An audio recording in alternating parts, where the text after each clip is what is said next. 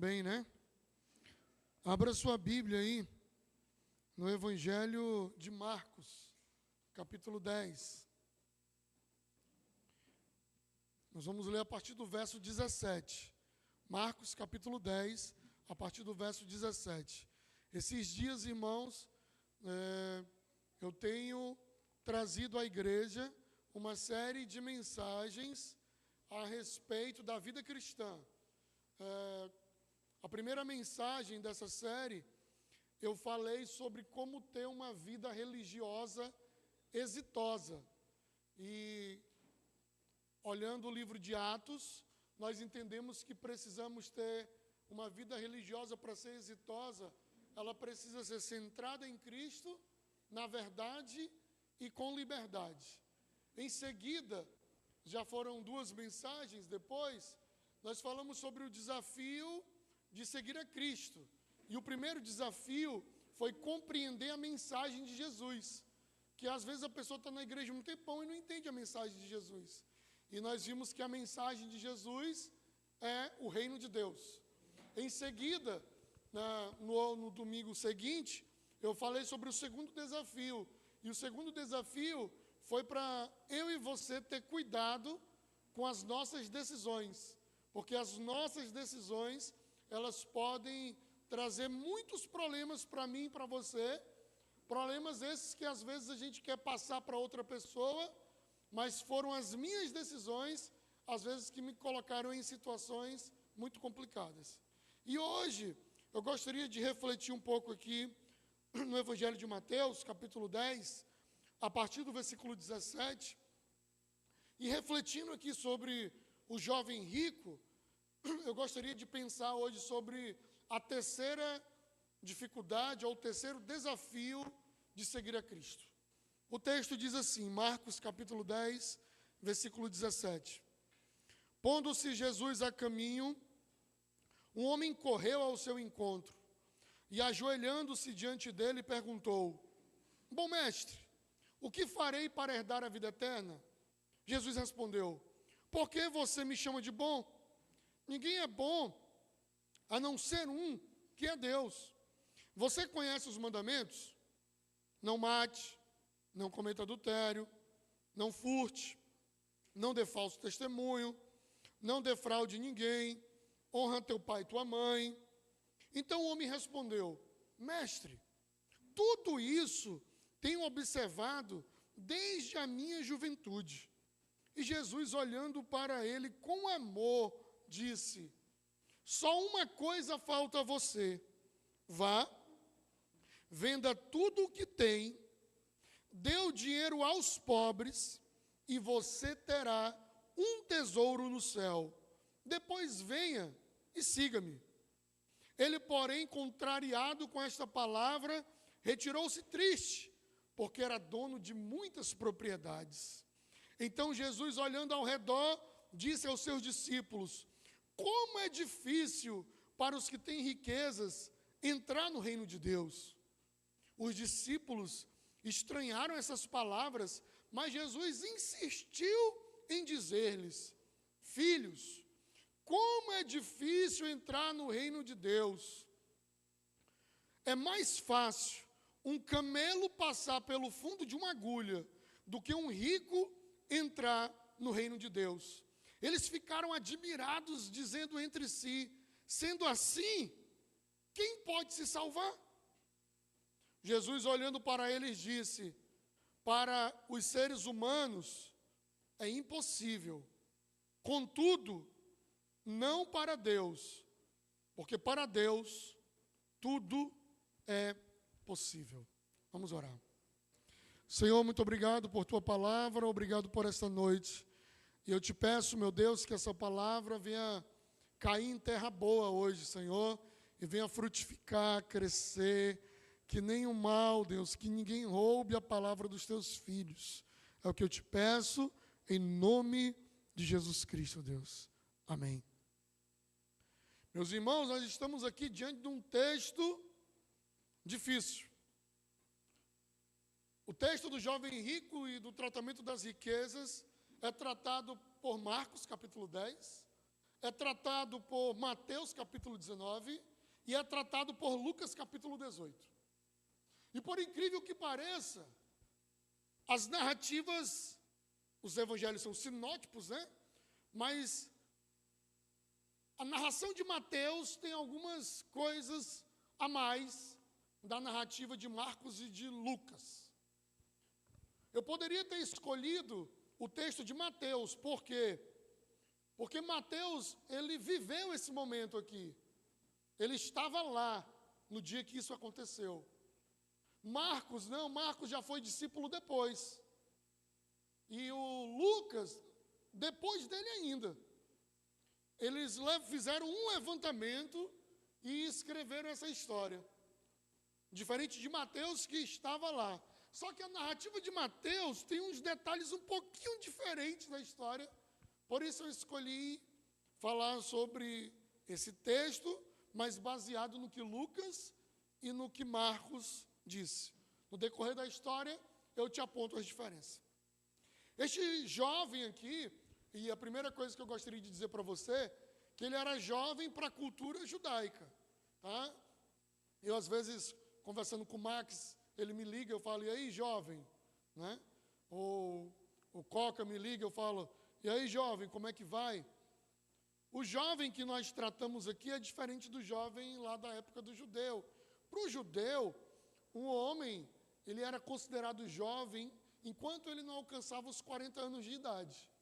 Enquanto ele não alcançava os 40 anos, ele ainda era considerado um jovem. Então, quando ele fala aqui do jovem rico, não pense que é um gurizinho de 15, 13 anos, não. Né? Ele está falando de uma pessoa que já era bem de vida, a Bíblia não diz como, que provavelmente era, além de ser rico, poderoso dentro da cultura judaica também, alguém que tinha um status no meio deles. Frequentava a sinagoga, então provavelmente tivesse um casamento também, e um homem de posição social. E este homem, que é chamado do jovem rico, Jesus está caminhando, ele se aproxima de Jesus, versículo 17, ele corre ao encontro de Jesus. Já destaco isso de maneira maravilhosa na vida desse homem. Esse homem correu atrás de Jesus. Ele foi atrás de Jesus, ele não queria que Jesus viesse atrás dele. Ainda no versículo 17, o texto diz que este homem se ajoelha diante de Jesus. Olha, só coisa boa esse rapaz estava fazendo. Ele corre até Jesus, ele se ajoelha diante de Jesus, e quando ele chega perto de Jesus, ele fala assim, ó, bom mestre, o que farei eu para herdar a vida eterna? Olha só, ele corre até Jesus, ele se ajoelha aos pés de Jesus, ele chama Jesus de bom, ele chama Jesus de mestre. Então ele com certeza, ele tinha sua vida pautada na religião. E mais, ele não se aproxima de Jesus para dizer assim, Senhor, como eu faço para ganhar mais dinheiro? Ele não se aproxima de Jesus para falar, como eu faço para minhas riquezas continuarem? A pauta dele com Jesus não era sobre teologia da prosperidade, a pauta dele com Jesus não era sobre libertação, a pauta dele com Jesus não era sobre livre-arbítrio e predestinação, a pauta dele com Jesus não era se ele era o Messias ou não, a pauta dele com Jesus era como eu faço para ter a vida eterna. Uma pauta maravilhosa, irmãos, que todo crente deveria ter essa pauta, ter isso em mente. Os crentes falam sobre predestinação, sobre livre-arbítrio. Os crentes falam sobre a união hipostática do verbo que se fez carne. Os crentes falam do grego, do hebraico, né, e de um monte de coisas mais. E tratam de tantos assuntos e discutem sobre tantas coisas. E às vezes não perguntam sobre a pauta do vida eterna. Como eu faço para ter a vida eterna? Era uma pauta maravilhosa. E eu disse aqui para os irmãos, o Marcos e o Lucas, eles falam que esse rapaz chegou e disse assim, bom mestre. O Mateus fala diferente. O Marcos e o Lucas diziam assim, bom mestre, o que eu faço para herdar a vida eterna? O Mateus, ele diz assim: mestre, o que eu faço de bom para herdar a vida eterna? Vai dar uma diferença um pouco aí na pergunta, né? Ele está falando, ele está chamando Deus de bom, Jesus de bom, e outro ele estava perguntando o que ele faria de bom para ter a vida eterna. A pauta hoje também não é essa, mas o que eu quero te dizer é que ele conhecia que Deus era o mestre, ele tinha Jesus como mestre, ele sabia da bondade, e ele sabia que era com Jesus que ele poderia esclarecer aquelas dúvidas. Não era com a religião, não era com os fariseus, não era com os sacerdotes, não era com ninguém de lá, era com Jesus, e a pauta dele era maravilhosa. Interessante, irmãos, pouca gente já me perguntou isso, sabia? Disse, pastor, como é que eu faço para ter a vida eterna? Pergunta sobre um monte de coisa.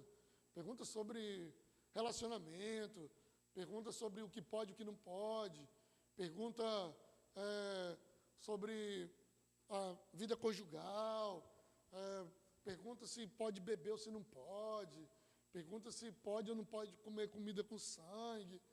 Mas poucas pessoas chegaram para mim e falaram assim, ô Breno, ô pastor, como eu faço para ter a vida eterna?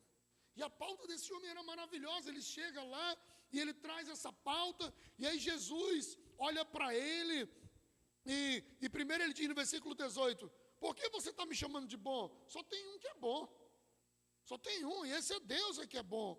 Aí ele diz no versículo 19, você conhece os mandamentos? Aí ele vai lá, não mate,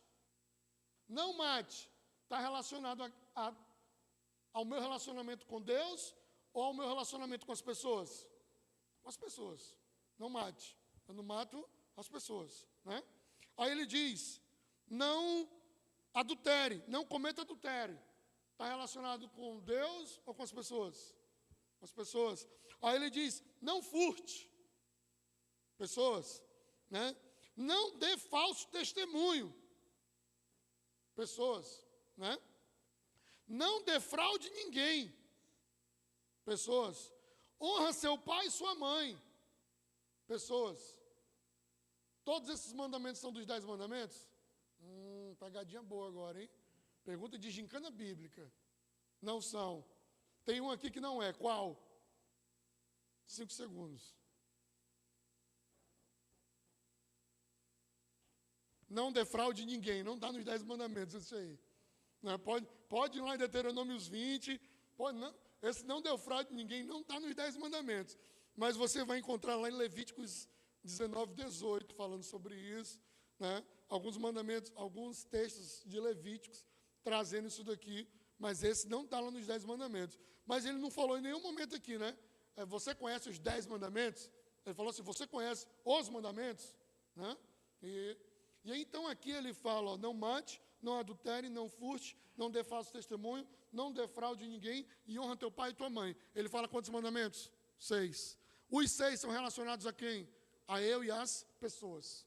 Os 6. Por quê? Porque lembra que eu já falei para os irmãos que os 10 mandamentos, eles são relacionados a eu e as pessoas, e eu e Deus. É só isso. Por isso que amar a Deus e ao próximo é a lei e os profetas. Porque fala o quê? Eu e as pessoas, eu e Deus. É por isso. Então, ele fala 6 mandamentos. Versículo 20. Então o homem respondeu, mestre, tudo isso tenho observado desde a minha juventude. Irmãos, que coisa linda. Você dizer para mim assim, pastor, isso aí eu tenho observado desde criança, tudo bem. O cara estava dizendo, era para Deus, para Jesus. Ele falou, mestre, isso aí que tu está dizendo, eu tenho observado, e desde a juventude. Desde moleque eu observo isso daí. Desde moleque eu sei o que é isso. Desde moleque eu cumpro cada um desses aí. Cada um deles. Jesus, versículo 21, olha. Jesus olha para ele com amor. Olha, irmãos, a vida desse homem era invejável. O cara era rico, o cara era jovem, o cara correu atrás de Jesus, o cara se prostrou em Jesus, o cara chamou Jesus de bom, falou, bom mestre. A pauta dele era sobre vida eterna, Ele perguntou, ele conversou com Jesus. Jesus falou, tu conheces os mandamentos? E ele disse quais? E Jesus falou 6. Ele falou, esses 6 que tu falou aí, ó, eu cumpro desde a mocidade. Invejável o currículo desse cara. Invejável. E aí, irmãos, Jesus agora, no versículo 21, Jesus olha para ele com amor. Além dele ter tudo isso, ele ainda foi amado por Jesus. Olha só. Ele tinha todas essas qualidades maravilhosas e ele foi amado por Jesus. E Jesus, amando-o, disse, só uma coisa falta a você. Só uma coisa falta a você. Vá, venda tudo o que você tem. Versículo 21. Dê o dinheiro aos pobres, e você terá um tesouro no céu. Depois, venha e siga-me. Olha só. Jesus conversou dos mandamentos, o cara se prostrou, o cara adorou. E aí Jesus falou, só está te faltando uma coisa. Você vai agora vender tudo que você tem, pegar o dinheiro, não traga para a igreja não. Dê para os pobres. Quando tu terminar de distribuir tudo, tu volta e me segue. Versículo 22. Ele, porém, contrariado com esta palavra, retirou-se triste, porque era dono de muitas propriedades. O que dá a entender na narrativa do Mateus, do Marcos e do Lucas, quando ele se retira triste, é que ele não conseguiu fazer aquilo. Ele não conseguiu vender tudo, dar o dinheiro. Ele achou muito pesado, achou muito difícil. E aí, irmãos, durante toda essa conversa aqui, ninguém se intrometeu. Ninguém. Ficaram todo mundo ouvindo aquilo. E a pergunta que eu destaquei que aquele rapaz fez foi: o que farei para herdar a vida eterna? Depois que tudo isso acontece, versículo 23, Jesus olha ao redor para os discípulos e diz assim, como é difícil, versículo 23, para os que têm riqueza, entrar no reino de Deus. E aí ficou mais uma vez aquele silêncio, irmãos. Porque Jesus tinha discípulo rico. Destaco aqui para os irmãos, pelo menos, José de Arimateia, senador. Destaco aqui Lídia, vendedora de púrpura e linho fino. Destaco aqui as mulheres, incluindo a mãe de João Marcos, Marcos que escreveu esse texto, que era uma das mulheres que sustentavam o ministério de Jesus, que tinha uma casa grande e que eles se reuniam muitas vezes lá para orar.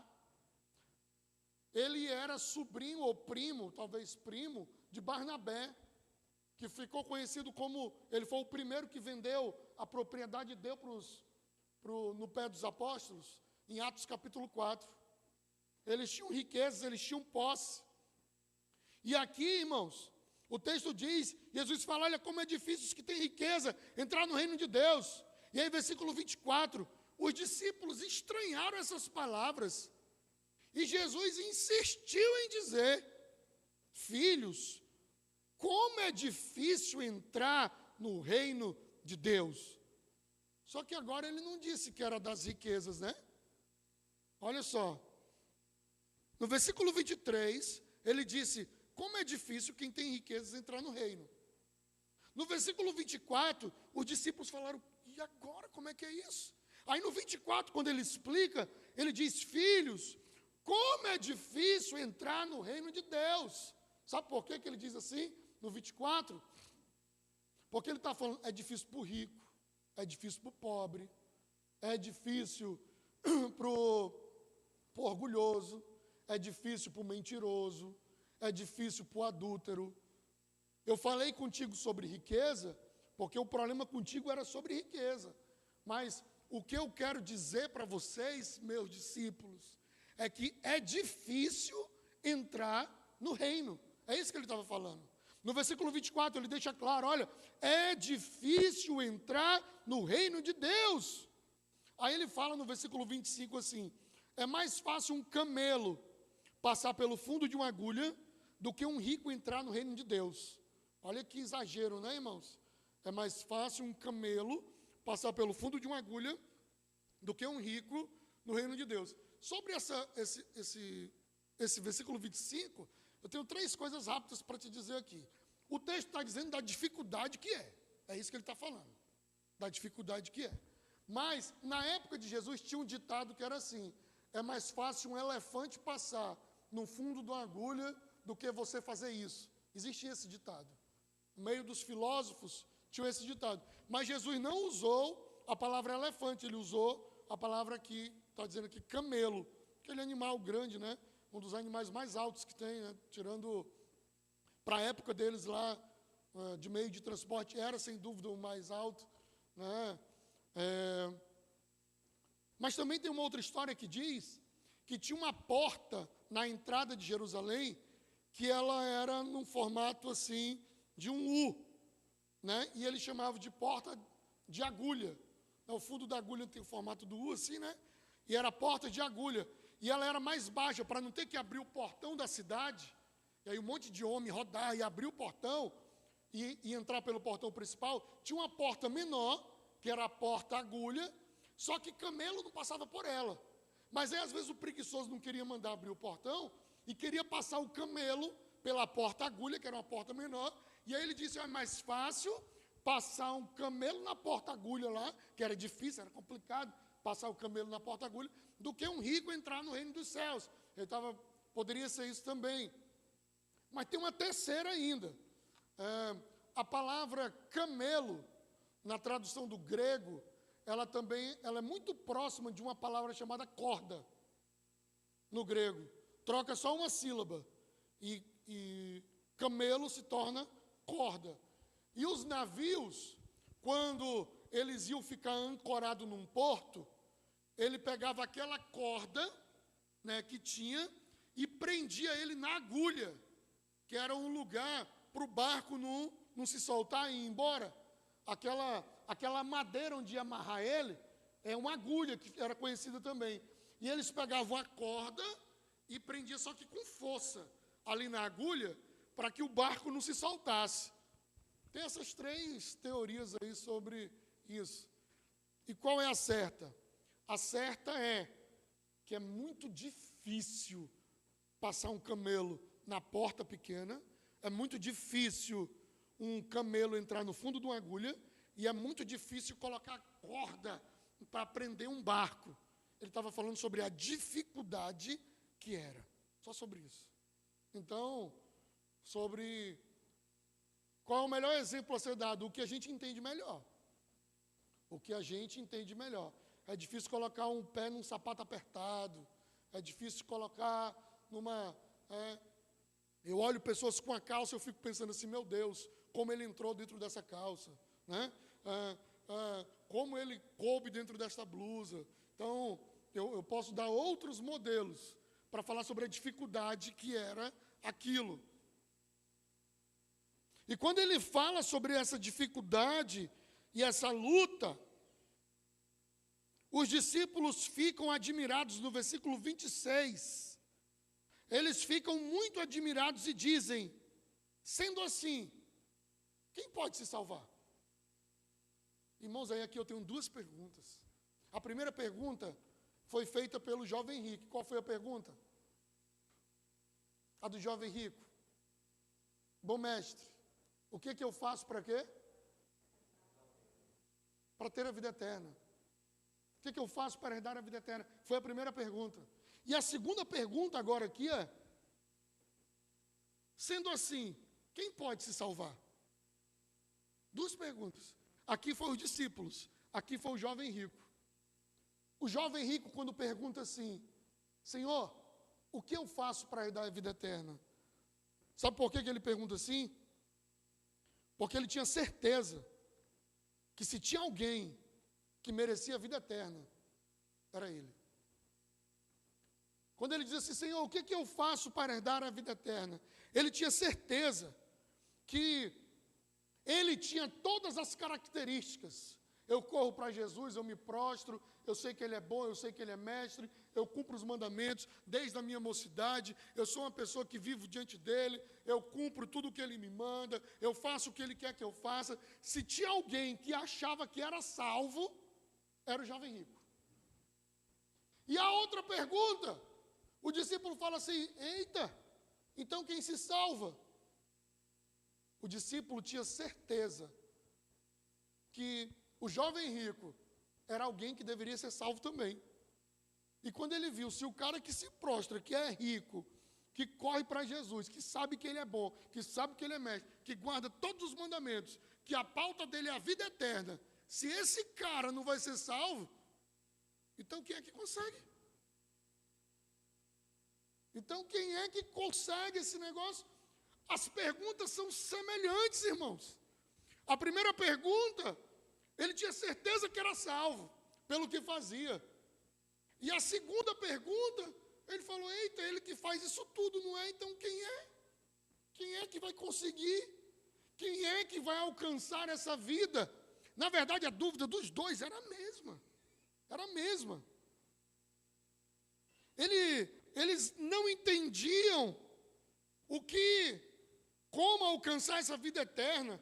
O jovem teve coragem de falar. Os discípulos ficavam lá sem entender nada. E iam ficando, iam vivendo. E estavam diante dele lá. E Jesus responde no versículo 27. Jesus, olhando para eles, disse: para os seres humanos é impossível. Contudo, para Deus, não para Deus. Porque para Deus, tudo é possível. Porque para Deus, tudo é possível. Estamos aqui diante de um grande desafio na vida cristã. Se o primeiro era entender o reino de Deus, e o segundo era falar sobre as minhas escolhas, o terceiro desafio, e é um grande desafio da vida cristã, é descobrir quais são as regras que eu tenho que cumprir. O que eu preciso fazer na minha vida cristã? Qual é a ética que tem que ser pautada? Como é que é? Eu tenho que ser criacionista ou da teoria da evolução? Como é? Como é? Eu posso ou não acreditar em vida fora da Terra, em extraterrestre? Como é? Eu sou crente, eu posso ou não tomar vacina? Como é? Eu sou crente e eu posso beber? Como é que é esse negócio de não se embriagar? Socialmente pode, mas socialmente é quantas vezes por semana? Como é? Quais são as regras que eu tenho que viver? Eu posso ter TikTok e fazer dancinhas e imitar um pessoal assim diferente? Ou eu não posso? Como é que é isso? Eu posso usar uma bermuda ou eu não posso usar uma bermuda?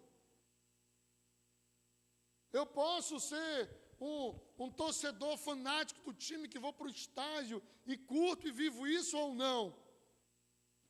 Eu posso ir para o cinema ou para o teatro ou para outras expressões do meio, né? Porque se eu for falar de cultura e de artista aqui, como aqui no Acre nós temos poucas opções, o cara aqui vai para o cinema.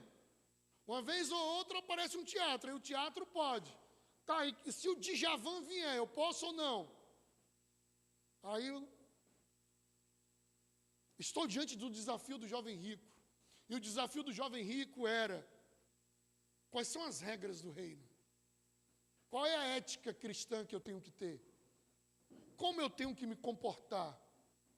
O que é que eu tenho que fazer? Qual é o caminho que eu trilho? Qual é o objetivo da minha vida? O jovem rico fazia um monte de coisas. Mas o que ficou claro no texto é que a vida cristã não é pelo que eu faço ou pelo que eu deixo de fazer.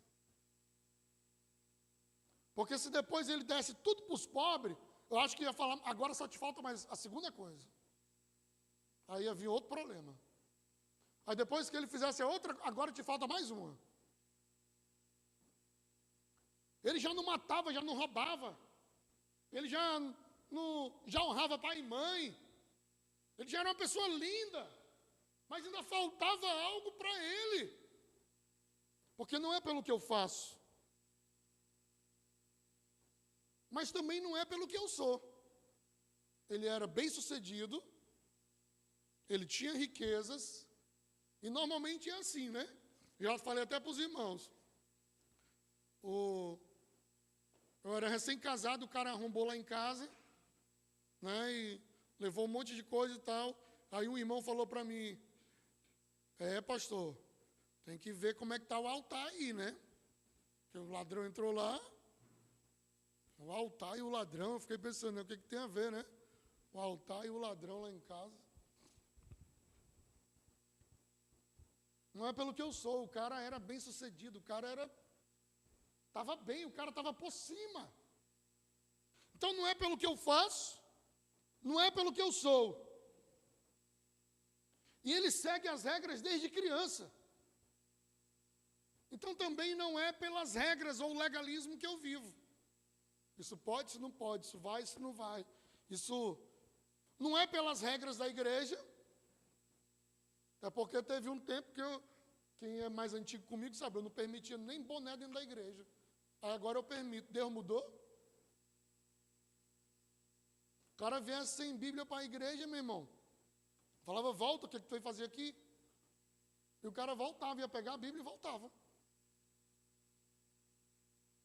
Aí agora eu deixo o cara vir celular, sem celular, ele lê na tela. Deus mudou, fui eu que mudei. Ou as regras da igreja não tem nada a ver. Ou as regras da moral não tem nada a ver. Como assim as regras da moral? Se você... por que você não faz aborto? Porque no Brasil é crime? Então quer dizer que se você for morar na Holanda você faria? Por que você não fuma maconha? Não, porque no Brasil não pode, não sei o quê. Se você for morar mais uma vez você está na Holanda, ou outros países que pode. Bater um papo, a gente fumar maconha e tal. É ruim que o YouTube derruba quando eu fico falando essas coisas. Aí o vídeo não tem visualização, né? Aí tem que cortar nessa hora aí. Aí, lá poderia e aqui não. Na Alemanha, os irmãos se reúnem, tomam uma cervejinha, a cervejinha lá é quente, não é gelada, né? Eles se reúnem ali, está todo mundo junto. São questões morais que eu tenho que cumprir, de que é certo, de que é errado, do que pode, do que não pode. São questões denominacionais que são corretas. Por exemplo, se você não for batizado por imersão, seu batismo não presta, porque os batistas batizam assim, se não for assim, o batismo não tem serventia, eu tenho que lhe batizar de novo, porque os anabatistas faziam isso, e foi assim a história. Por isso, são questões denominacionais que resolvem isso.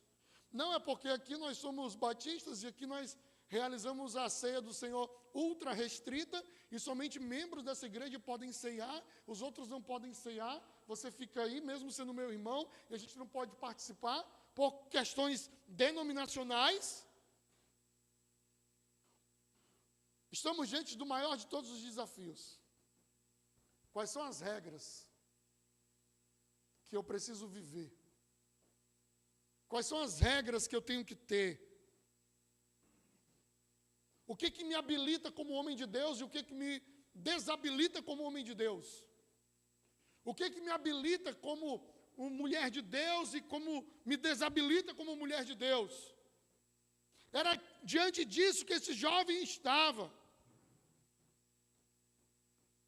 E eu fui para os extremos do pecado.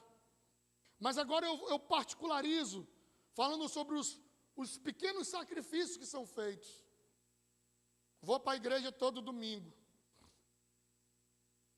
Tenho que chegar lá no horário. Tenho que participar disso. Tenho que fazer aquilo. Tenho que contribuir com aquilo outro. Tenho que ir para outros lugares. Quero te dizer que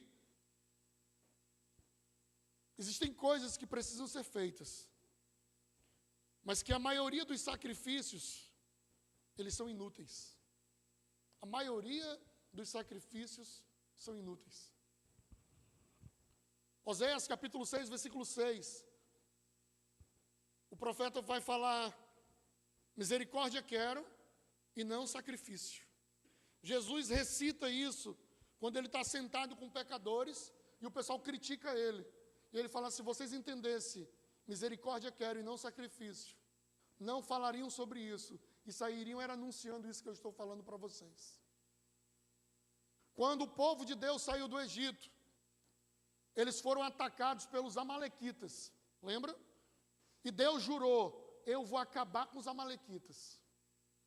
Saul foi escolhido rei. E Deus fala para Saul: mata todos os amalequitas. E ele vai matar os amalequitas. Lá no meio dos amalequitas tinha um povo morando junto com ele, que eram os queneus. E o Saul manda a mensagem: queneus, vão embora, porque vamos matar todos os amalequitas. Saul foi o quê? Foi misericordioso com os queneus e deixou eles irem embora. Eles foram embora. Quando eles foram embora, ele foi e foi matar os amalequitas. Só que ele não matou o rei e não matou as melhores vacas e os melhores bezerros, as melhores ovelhas. E não matou por quê? Não matou porque ele disse: o rei e as melhores ovelhas e as melhores vacas eu vou oferecer ao meu Deus.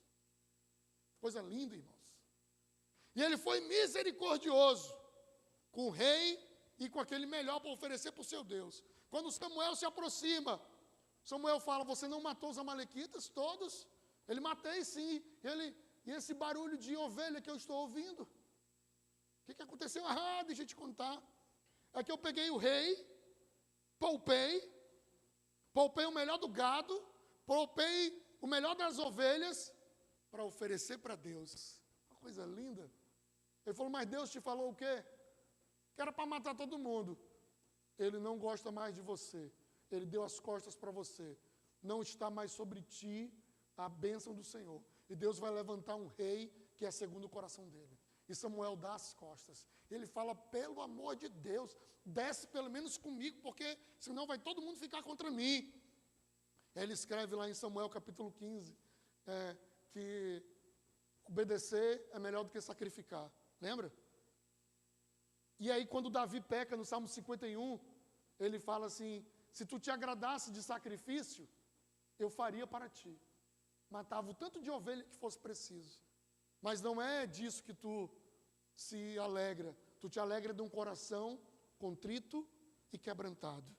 Meus irmãos, eu quero te dizer, em nome de Jesus, que os maiores sacrifícios são inúteis se o coração não estiver em Deus. Os maiores sacrifícios são inúteis. O cumprimento das regras são inúteis.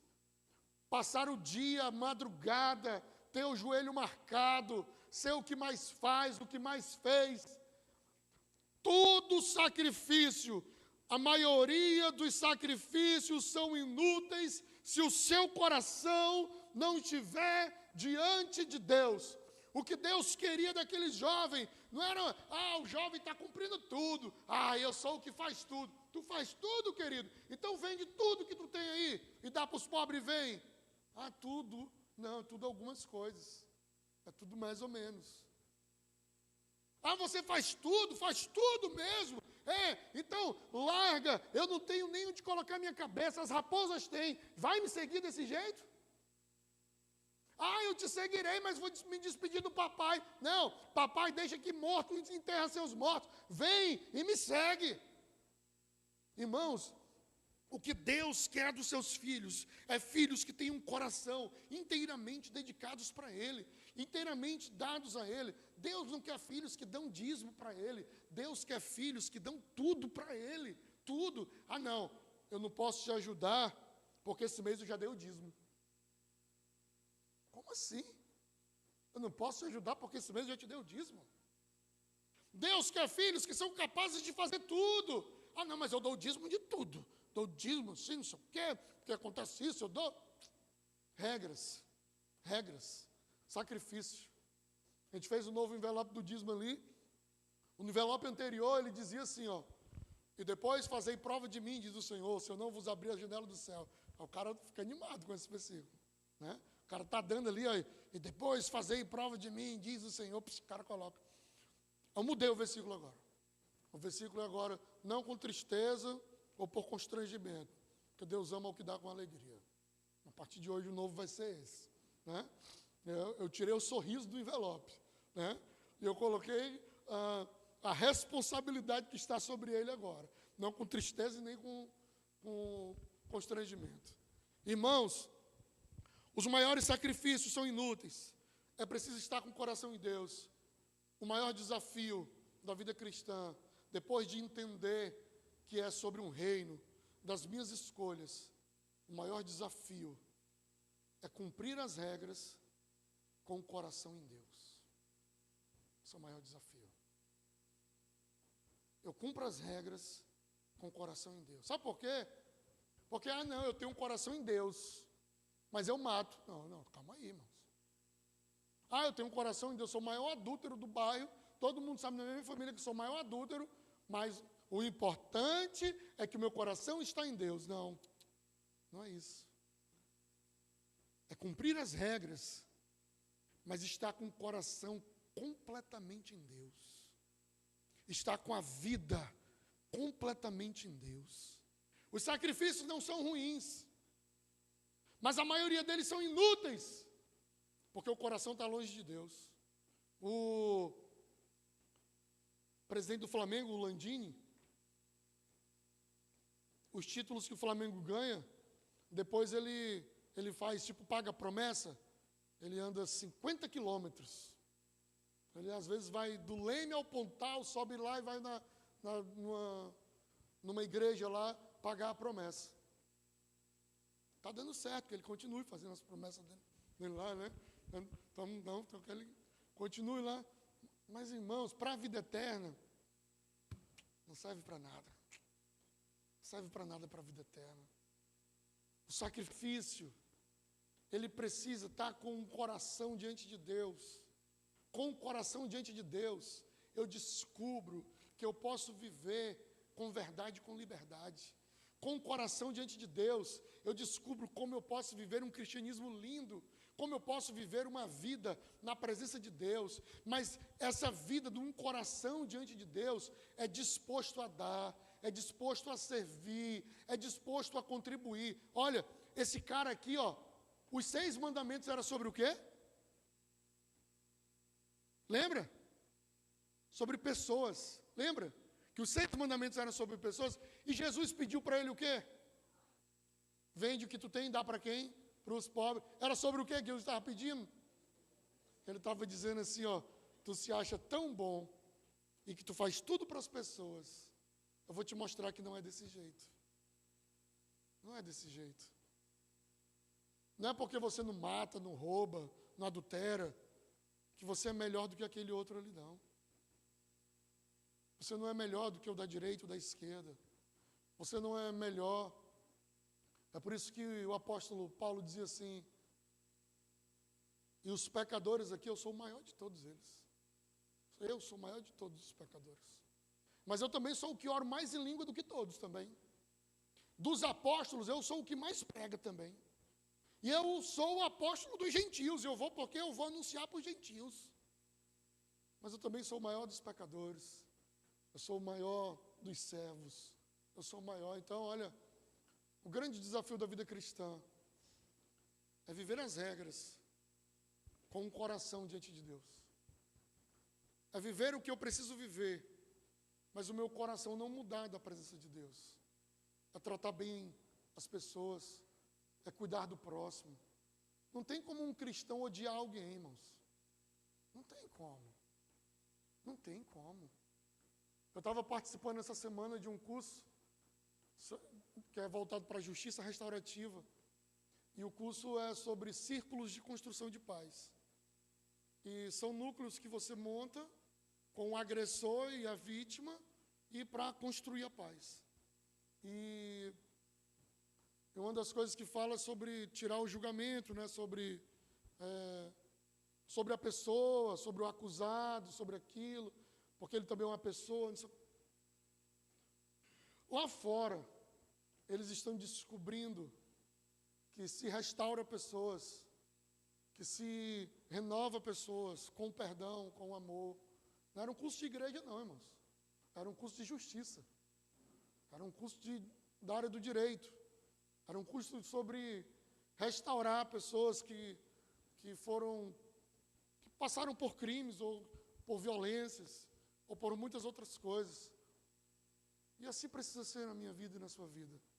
O perdão, o amor. Não se vive evangelho. Para de dizer assim, irmãos, eu sou a igreja. Não existe eu sou a igreja. Nós somos a igreja. Não existe igreja sozinha. Não existe igreja sozinha. Não, eu sou a igreja. Como não? É um corpo de muitos membros. É um corpo que precisa ser todo ajustado. É uma vida diante de Deus. Por isso, de tudo que você tem para guardar, guarda o teu coração. Guarda o teu coração. Guarda o teu coração para que você não se perca de Deus. Guarda o teu coração para que você não saia do que Ele quer para você, da vida que Ele tem para você, do que Ele tem guardado para você. As regras não têm que ser jogadas fora. Até porque o reino de Deus é tomado por esforço. E os que se esforçam é que tomam posse, ou que se apoderam dele. Mas o esforço e o sacrifício de nada adianta se o meu coração estiver longe de Deus. Não adianta. Eu quero orar com você. Fica de pé, aí onde você está. Tem uma canção que ela diz assim, o refrão dela diz assim, atrai o meu coração. Ela é em ré. Atrai o meu coração. E ela começa dizendo assim, Senhor, Tu és a minha vida.